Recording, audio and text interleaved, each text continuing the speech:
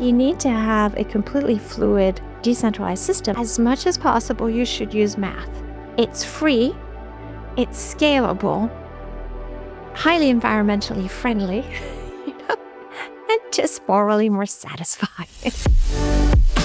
What drew you personally to Web3, and what challenges did you see that made you want to create Optimum? It's not a matter of opinion. So when people talk about, decentralized versus centralized as being almost just philosophical, it's like gravity.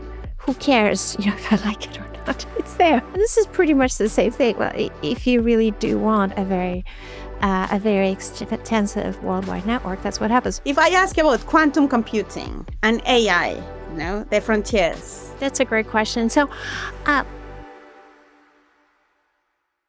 hello, I'm Dr. Lorena Nessi for CCN. And today I'm joined by Professor Muriel Médard, CEO and co-founder of Optimum and professor at MIT.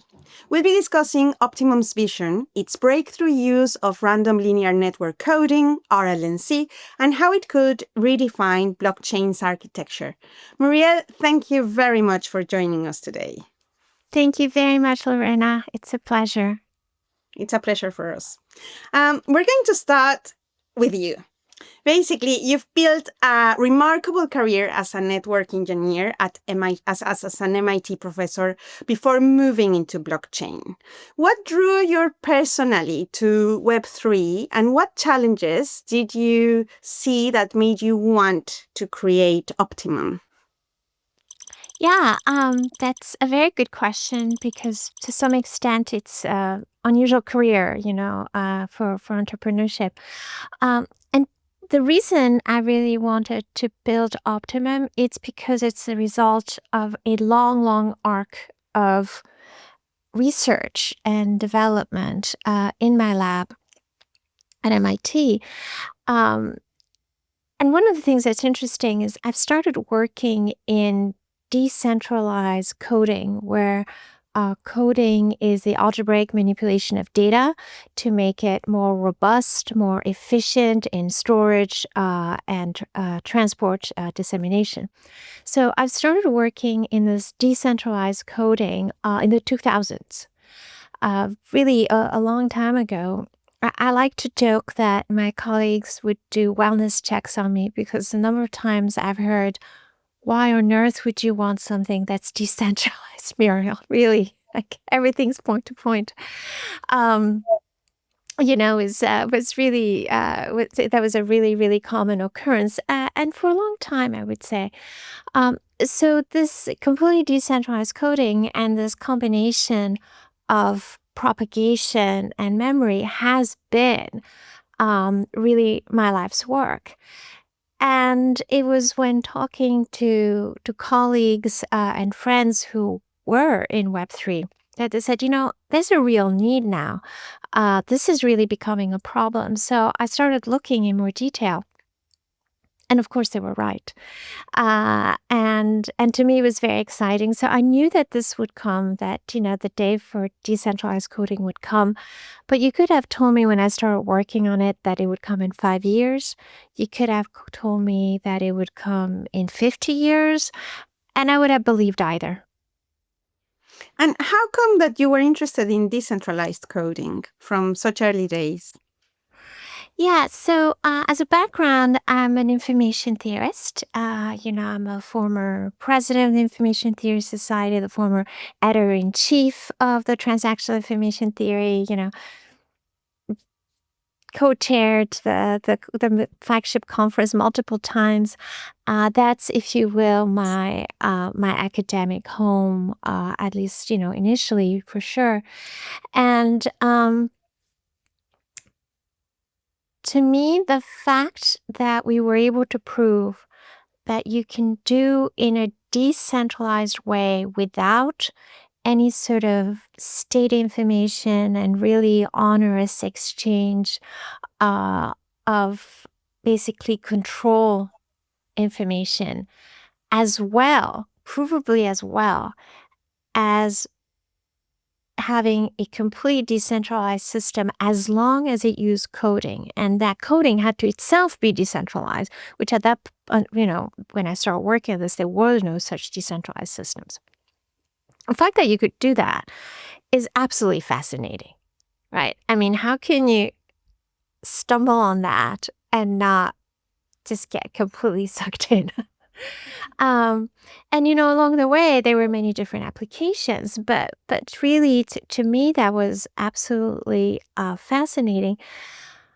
So that's one side of the interest, but the other side of the interest is, on the topic of networking, how can you build anything that scales if you're going to need that much information to coordinate, to schedule, to control? It doesn't scale, right? So that things cannot scale if the amount of information that you need to send to a controller is literally eventually going to exceed the amount of information that you're trying to disseminate. So if you and I are nodes in a network, and you add more and more nodes, and each of those nodes has to send information, what we know is that eventually you and I will be spending all of our time transmitting control information and very little time transmitting actual useful payload. So it's not a matter of opinion. So when people talk about, decentralized versus centralized as being almost just philosophical, I mean, of course, people can have different preferences for a variety of, philosophical, moral, or, personal reasons. But, it's like gravity. Who cares, if I like it or not? It's there. So some days I like it, some days I don't like it. It doesn't care. And this is pretty much the same thing. Well, if you really do want a very extensive worldwide network, that's what happens. And by the way, when you look at other technological networks that have stood the test of time, if you think of Web 2, it's not centralized, right? You might have some pockets, but the whole thing is not centralized. You can think of the electric grid. It's also not centralized, right? You can have pockets that are centralized. As a matter of fact, generally when you have big blackouts or large failures, it actually is because of centralization. Right? When you pull back the causes, it always comes back to the fact that there was a pocket that was too centralized. So we've known this, for the entirety of the last century. Absolutely. The nature of the network is being decentralized anyway, right? Even if we don't Exactly. like that idea philosophically, as you say, and comparing it to gravity, I love it. That's the nature of it. Yeah, So, I yeah. happen to like it, but it doesn't matter. Well, you have talked about the memory problem in Web3 as a missing piece in blockchain architecture. What does that mean in simple terms? And what new possibilities emerge once networks gain a true memory layer? Yeah, that's a great question. So, uh, I'll I think there's like three aspects I'd like to touch on here. So one, let me hark back to the example I gave of decentralized networks that stood the test of time. Let's say the electric grid. And of course, Web 2 is built on top of the electric grid, then Web 2. And then of course, Web 3 is built on top of on top of Web 2, which itself is built on top of the electric grid, right? So you can see this sort of successive layers and successive developments. Um, how do we access the grid or the internet? We have something called a socket, right? I mean, in the electric grid, it's an actual socket in the wall. And to me, even though there's this decentralized, complicated network, to me, it looks like I just have my own generator at home, right? Or basically a battery behind the wall.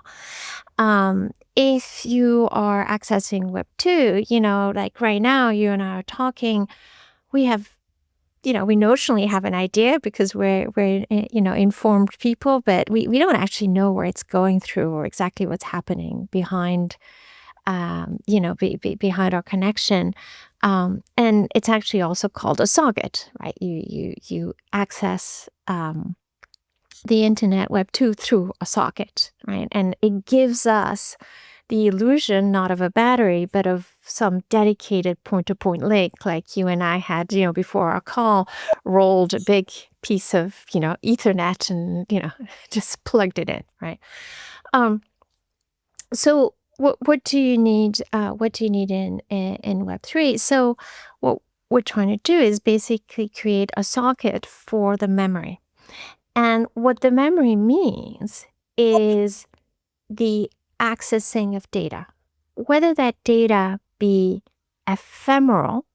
So, for instance, the propagation. For instance, if we're trying to say in Web3, if we're trying to look at validators, or doing some sort of attestation, then that's ephemeral, right? That has to happen within a certain amount of time, and you're basically accessing, joint ephemeral data. It can be completely cold data, right? That's basically what the ledger is.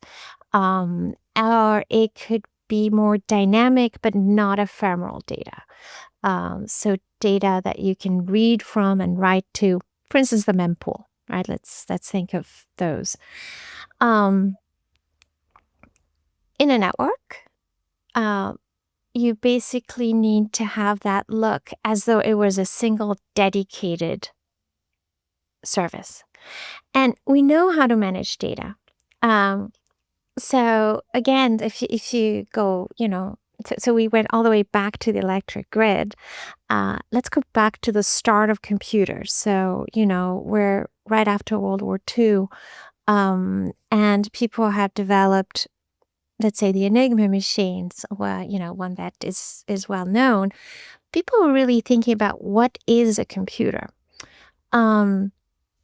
And of course, a computer is an interaction between compute and memory. And John von Neumann was right after World War II in Princeton, and he really set, if you will, a framework for what it means to be a computer. And he said, this is what a computer is. It needs an input and an output. Of course, you need to tell it what to do, and then it needs to tell you what it did. Otherwise, you're talking to yourself. It has a compute part, which has, the actual physical computation, what do you call the arithmetic logic unit, a control unit, which is what we would call an operating system. So in Web3, that would be maybe an EVM, an SVM, or whatever you like, VM. And then there's a memory part, the bus to go through to and from the memory, and the memory, right, which we would recognize as the read-only memory, the ROM, and the random access memory, which is like the memory that's inside your computer, phone, whatever. And that has stood the test of time, right? That has defined what a computer is. Web3 has done an amazing job on decentralizing, let's say. I mean, it's still working on it. It's by no means done. But I would say overall it's done a really good job on the CPU part, decentralizing the compute. But the underlying part, the memory, and you cannot have compute without memory. You can have memory without compute, right? I can just write things. That'd be very interesting because I didn't compute anything to get them, but I can definitely write it, just facts, but you can't really have compute without memory. What are you computing on unless you can never store or register? I mean, let's think what that would look like. So that's the part that's missing. And we see it all the time, right? That has really become a bottleneck in a lot of systems, whether it be the propagation, whether it be something like, maintaining the mempool, and, which right now is messy, ad hoc, or whether it be, accessing the ledger. That's also right now very onerous and messy and ad hoc. So it's really making that part, which is a crucial part of any computing enterprise. Whether you believe in the world computer or not, we all believe that this is a computing enterprise. It has to be done properly. And And let's say you do it properly. How does actually that change the way data travels between nodes? Yeah. So the main thing is, when I talk about doing properly, if I go, well, this looks really clean on paper and the papers are really elegant, this is what you should do. Nobody's going to care. Well, I mean, there'll always be, some fellow academics that get into it, but it has to be super fast. Right? It has to be fast. It has to be so that that does not become the bottleneck. And that's what properly is. It's meeting the requirements, from an engineering perspective. So, our first product, which is, basically speeding up the propagation part, particularly for validators, we went directly to validators, right? We didn't try to just, yes, we believe, and we'll tell anybody who listens that, this is the correct way to do things. But in the end, you have to go to the people who care, the people who actually see the APY and say, here it is, try it out. That's basically what properly is. It's, if you say it's good engineering, in the end, the rubber has to hit the road and you have to show that this is indeed good engineering. So, it's funny to go from this sort of very, if you will, conceptual, historical, academic view to immediately probably means that, people want to use it because it does things better. In the end, that's what a good technology does. So it's not about the elegance. It's not about the conceptual, hygiene behind it, of course. But in the end, it's because it does things much, much faster. Brilliant. So you are working with Ethereum and Solana, as far as we know, and they have both taken different paths. One prioritizes decentralization, the other one focuses more on speed, but both face a challenge in how this data is moving across the network. And Correct. Optimum is working on both systems, starting to test with Ethereum validators and now integrating with Solana Turbine system. So are these collaborations meant to improve how each network actually moves data, or is Optimum aiming to become a memory and networking layer, as you just mentioned now, that would connect these blockchains? And if I can ask, future blockchains, Yeah, excellent question. So yes, our first product is Optimum P2P, which actually enhances the lib-P2P gossip sub algorithm that has been used by Ethereum, but I would say it's also used by many other systems and many other projects that use it. And it was very much in the news in the last few weeks, because of some of the issues around the perennity and the sustainability of that project. So our approach has been not to integrate directly with chains, but to create a sidecar so that we go in a permissionless way. There are many reasons for that. One of them is just speed of adoption.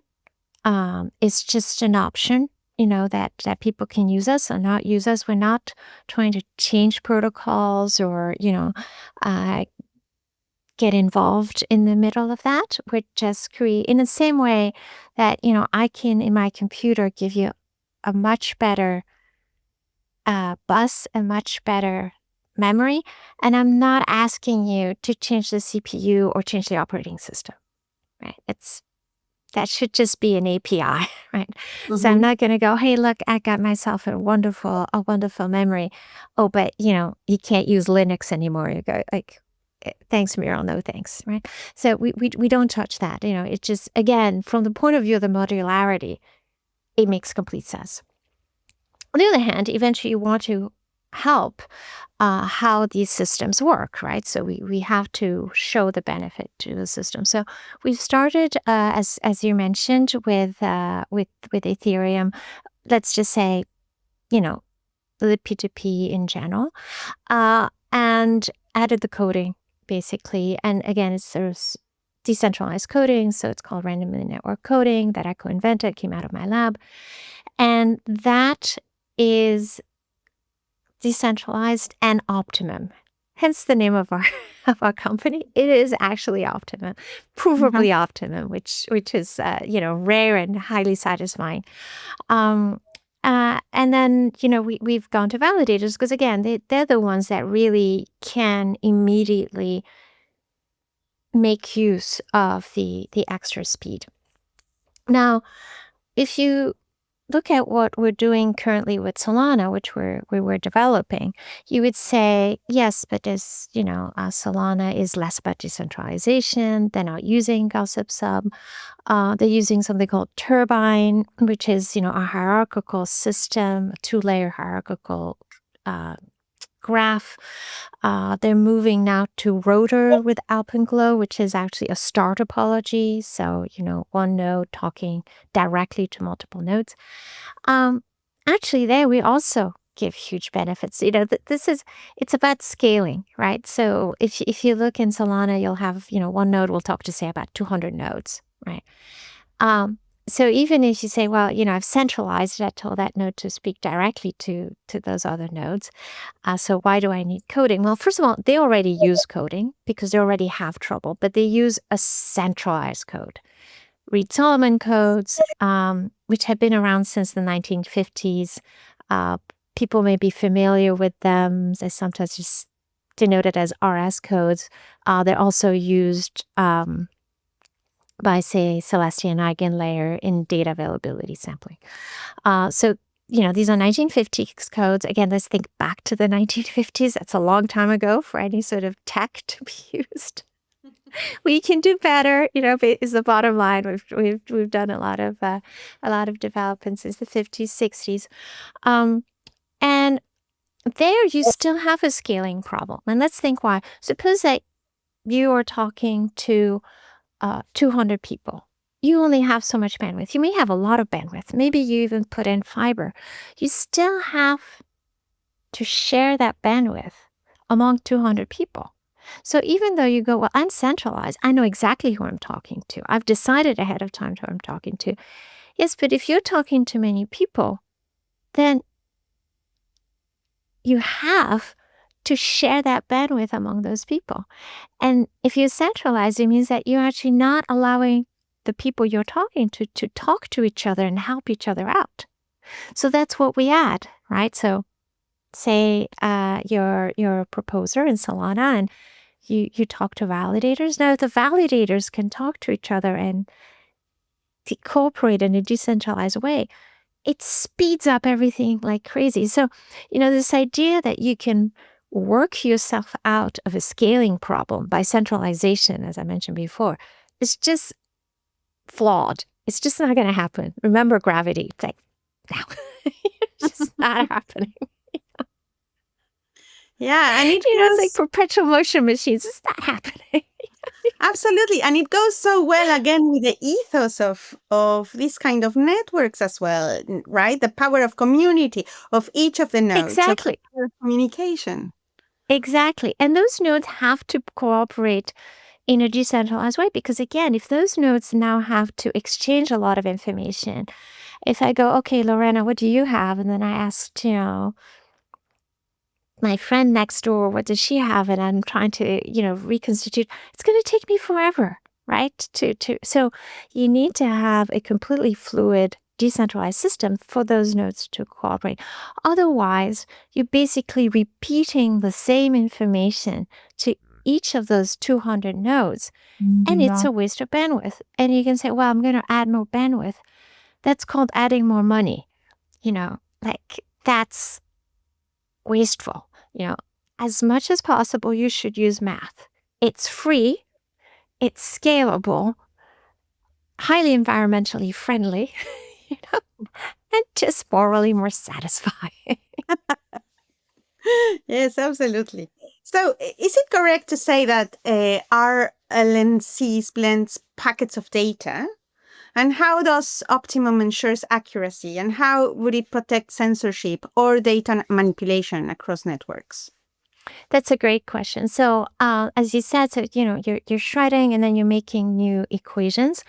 And the trick here is to make equations that are random and therefore can be made by anybody at any time without knowing the history or the topology or anything like that. Uh, the necessity there is just to be able to make those combinations with enough choices of coefficients, which means that, mathematically you have to increase what we call the field size. Everybody's familiar with binary. That's a field size of 2. 2 is not enough. But, you can grow the field size very readily. And basically that's what we use. So, the issue of accuracy and of censorship is very important. I'll just give a little bit of background. We were talking about my my career and the arc of development. A lot of this work, as I was going through it, was actually sponsored by DARPA. And really more for military settings, where the censorship is, basically attacks, and the attacks are going to be very, very significant. It was funny. I was actually having a conversation with a colleague yesterday evening, and they were saying, well, there's no economic reason for people to do this or that to the network. And I said, the way I have developed my career, I never thought of economic reasons. People were out to get you because they were out to get you. Even if it didn't do anything for their financial state, it was just that was kind of the mentality and the way to think about it. So actually, interestingly, a lot of these techniques were developed for the purposes of having, sort of networks that would be survivable, in very extreme circumstances. And it turns out that the coding gives you a huge benefit to that. So the name of the group I've been leading at MIT is called the Network Coding and Reliable Communications Group. So it's about survivability and reliability.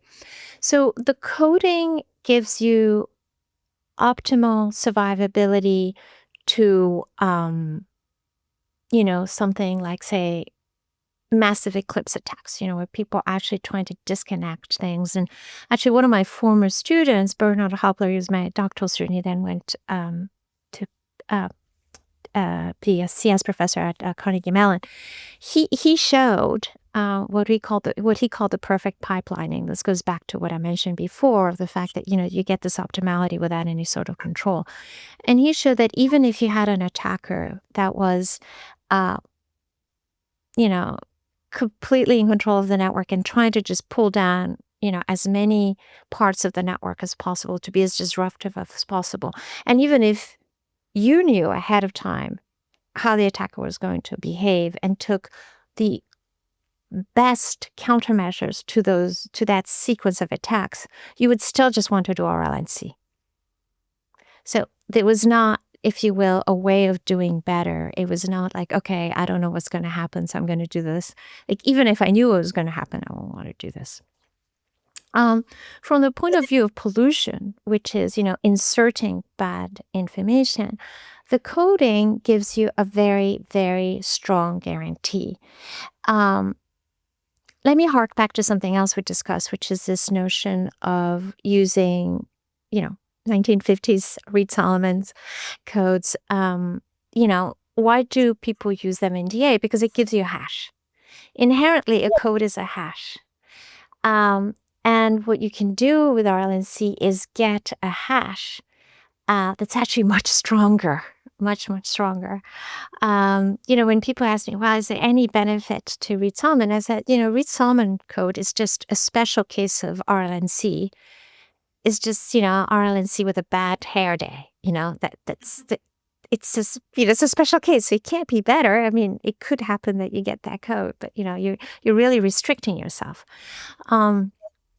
So you actually have similar types of similar types of gains and guarantees, are actually stronger guarantees.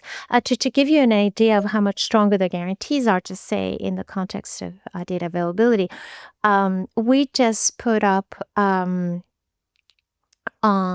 Archive a paper about RLNC data availability sampling, just to give an idea. And the efficiency relative to something like Reed Solomon, you can read in the paper, it's staggering. It's orders of magnitude. Again, because you should use the best available math.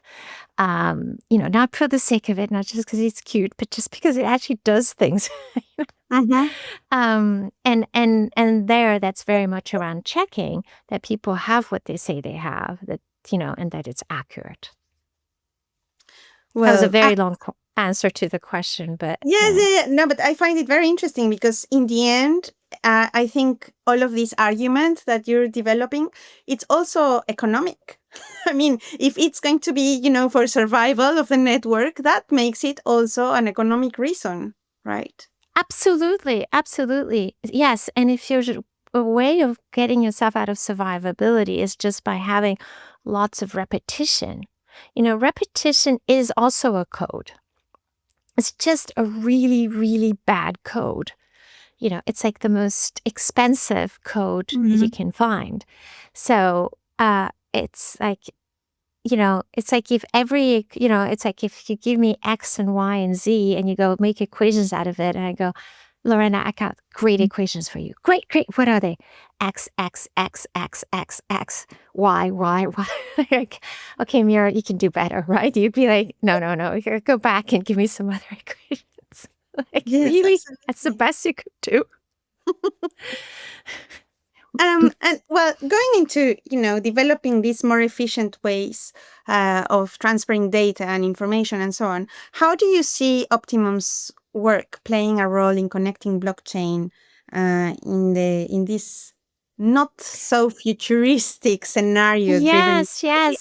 And actually, that reminds me that there was a second part to one of the questions you asked before, which I didn't answer, which is about connecting these together.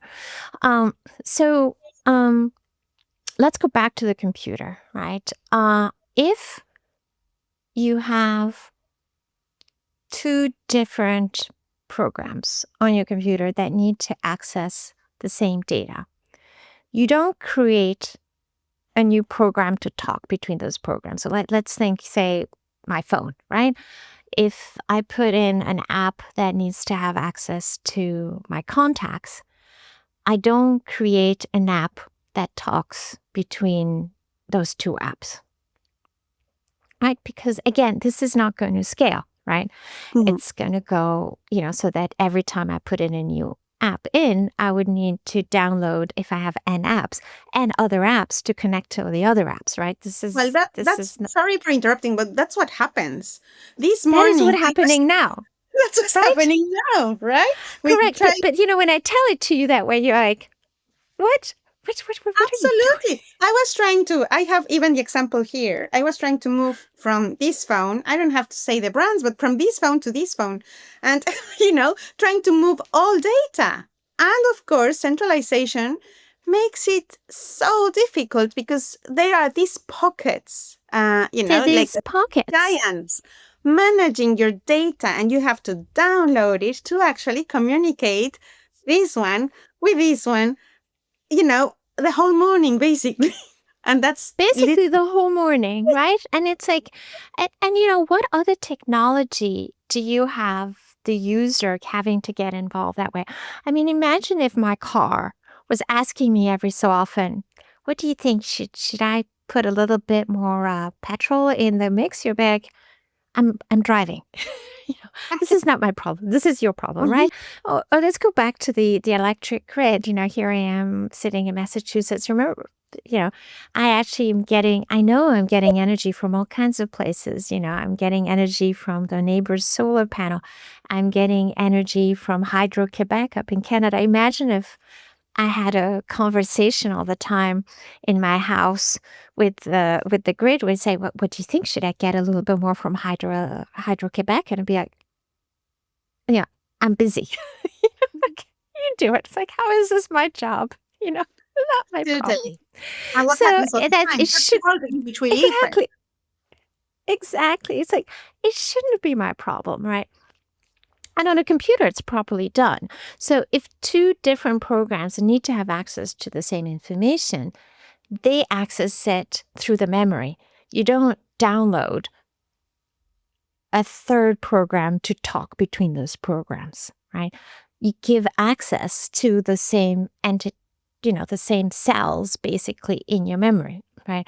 In the same way that, good apps, if you have two apps on a phone, they share the same contact list if you give them permission. So you have to give them permission. But after that, they figure it out because that's separate and that's the same memory. So the point is, if you want two programs to talk to the same memory, you should not be doing it at the program level. That makes no sense. You should be giving them access to the same memory. And then, of course, there's all kinds of really good questions there about how to give permission, et cetera, et cetera. But inherently, it does not scale, again, to have the programs all be talking to each other, right? They should be updating the same memory. And Absolutely. otherwise, you're going to have issues where one program is updating the memory and another program is, and also trying to access the memory. And by the way, there is a definition which came in the 80s of what memory should be. And it has to have three things. This is sometimes called the ACID framework versus what we do, which is called BASE. And the ACID framework is the following. It has to have atomicity, okay? So I like to compare memory to a closet. You keep your clothes. So, if you put in, say, a sweater, you hung up a sweater, when you go and pick it up, you don't just pull and you end up with a sleeve, okay? So the sweater either is in there or not. And you're sharing this closet with other people, right? So suppose there's this closet and I went in and I put in a sweater. And then, Lorena, you came in later and you put in a dress. And somebody opens the closet. Ideally, they will see the sweater and the dress. Now, they might see a slightly older state. They might see only the sweater. But that at least was a valid state in the past. What they will never see is a hallucination where they see only the dress hanging, because that never happened. The dress was never there without the sweater, right? So that's consistency. You have to see something. Maybe it's a little delayed, but it's never a makeup. It's never something that a made up state, right? And the third one is durability, which is, there are no moths in this closet. So if you put the stuff in, it stays in there until you take it out, right? So I don't have to be worrying and going, I wonder if my dress is still there, unless somebody took it out because they had the permission to take it out, they had a reason to take it out, it stays there. There's another thing, the I, but that's actually more around computation than memory itself. So that's it, the ACID framework. Versus, eventual consistency rather than, the actual consistency versus, best effort durability, et cetera, that you see in BASE. Absolutely. Well, you are touching on so many philosophical, scientific aspects, right? That are also Yes. combining engineering. So I would like to ask you, what do you think are those misconceptions? We have talked already about some misconceptions, Yeah. but probably the biggest misconceptions that traditional engineers have about Web3, or what does the crypto world still actually misunderstand about maybe these philosophical aspects or about networking science? Yeah. So I think you're right that there's a lot of I think, well, first of all, let's start with the positive. There is a lot of really good cross-fertilization, and I think more and more. But there are also misconceptions and misunderstandings, I would say, on both sides. It was actually interesting. So at the start of the week, I was at the yearly meeting of the National Academies of Engineering in the US. It was a great meeting, got to see a lot of friends. And I was looking around the room in my section, which is electrical engineering communications. coding ends up in different departments in different parts of the world, even in different universities in the same country. Often electrical engineering, sometimes or computer science or math. We end up wherever somebody will take us. I like to joke, wherever will take us, we go there. But it struck me that actually nobody just in that meeting, I'm not saying nobody in the academies, but nobody in that meeting was actually working Web3 at all. They were building, fantastic chips, and they were working in, all kinds of fields, and nobody was working Web3, which kind of struck me. So there is, really at a basic level, there is a little bit of a disconnect. Again, a lot of cross-fertilization, but not half as much as could happen, right? I mean, I'll give you, one misunderstanding I come across a lot. People say, well, but what if I have a dedicated link? What if I put a fiber link? You go, do you actually think that there is a little person with a spool of fiber connecting you directly across the world to somebody else with a single fiber, and they think about it like, yeah, no. There It is was no like direct 1 million link. years ago. Right? There is no direct link. There might be a backbone, which has good food, but you're going to have a bottleneck, and your bottleneck will be at the sender if you do a star, like we discussed before, because now, that one sender has to send the same thing, 200 times. Or maybe there's a great fiber network somewhere, but there's a bottleneck getting to it, which is, for the first mile, or getting from it the last mile, like you can't actually just put money. Well, you can, but that doesn't scale, to dig yourself out of this problem. So I think that those are some of the misunderstandings around networking, right? Or when people say, well, but you should be able to create a topology. And even really, really smart, informed people tell me this. And I go, no, with coding, the topology is whatever resources you have, right? So the best topology is just whatever you have now, right? There's no best. It's just tell me what resources you have, and I will make the best use of them, right?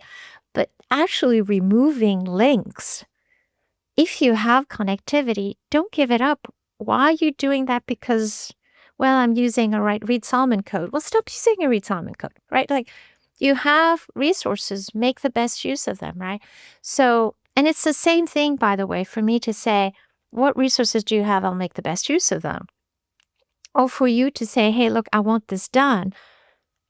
Do it for me as cheaply as possible. Those are actually the same questions, right? That's the concept of the solving the dual in optimization. It's the same thing for me to solve the problem of, hey, look, this is what I've got. What can you give me? And the problem of, hey, look, this is what I want done. Can you do it for me as cheaply as possible?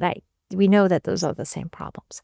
So, but I think the misconceptions I see maybe more on the traditional engineering side is a little bit the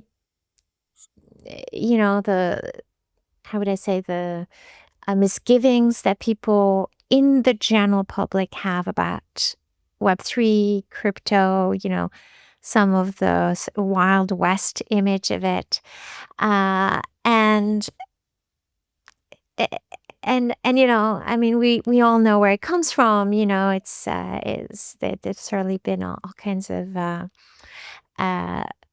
highly publicized events, and it's not like they've started happening. But you can say the same thing about any incipient technology. That there's going to be trial and error, and some of the errors are going to be really really high impact and pretty pretty dramatic, but that happens everywhere. So that's sort of what I see in terms of misunderstandings on a daily basis. And then, of course, you have people who are very sophisticated, may have one very specific, more what I would call a more specialized misunderstanding, right? But that's a bit different. Yes, I guess education is one of the tools that can actually fight both both sides. Absolutely, absolutely. Yeah. And actually, this month, so this year, I'm co-chairing the U.S. European Academy's Frontiers of Engineering program.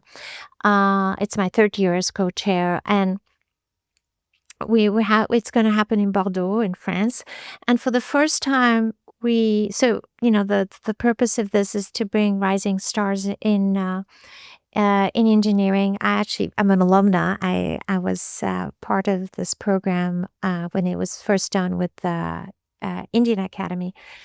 And the idea there is to bring rising stars and really important emerging technologies. And for the first time, we're actually going to cover Web3 as one of those emerging technologies. So, you know, I'm actively working to generate more understanding and education and to show the worth and the intellectual richness actually that is in Web3. And actually, that's one of the things I have to say about Web3. It is a really intellectually open, curious, and really positive environment with respect to new ideas and exploring them. So to me, that's the main thing, right? If you have that openness of mind and that desire to explore ideas, then progress happens, right? I mean, progress stops happening when people don't even want to consider new technologies. Then that's it. That's the death of that technology. It will be overtaken by others. Absolutely, yes. I don't see it stagnating, all the opposite Yeah, directions. exactly. And talking about development, and trying to wrap up somehow this conversation, how do you see it? And it's not going to wrap it up really, because if I ask about quantum computing and Yeah. AI, the frontiers that we are facing now, where does this project stand? How prepared it is? What are the limits as well? Yeah. So let me touch briefly on AI, and then I'm going to spend a little bit more time on particularly post-quantum or quantum safe security. Um, so you know what I mentioned before of the fact that it makes no sense to transfer the data between programs. AI is definitely exhibit A in the reason why you wouldn't want to do that, right? I mean, if you want to have on-chain data that is going to be used for learning and is going to be used not by a single project, but multiple projects, you absolutely need a memory layer. What are you going to do? Transfer massive amounts of data on chain every time somebody wants to learn something about it? I mean, the thing will just crumble, right? So this memory layer aspect has to happen if you're going to have on-chain AI, right? Unless somebody is owning the data, is completely closed, and only one person has access to it. That's it. You Mm-hmm. have to have a memory layer. And I mean, it takes 5 minutes of thinking to get to that conclusion that there's no other way. Let me go a little bit on the post-quantum side, because actually that's an area where I've worked a lot. So if you look at what we call traditional quantum, something like RSA, for instance, which was co-invented by my colleague at MIT, Ron Rivest, it roughly relies on the thinking that there are certain problems which are really hard to solve, right? And since we don't know how to solve them, I assume that the opponent doesn't know how to solve it either, and therefore, that's the underlying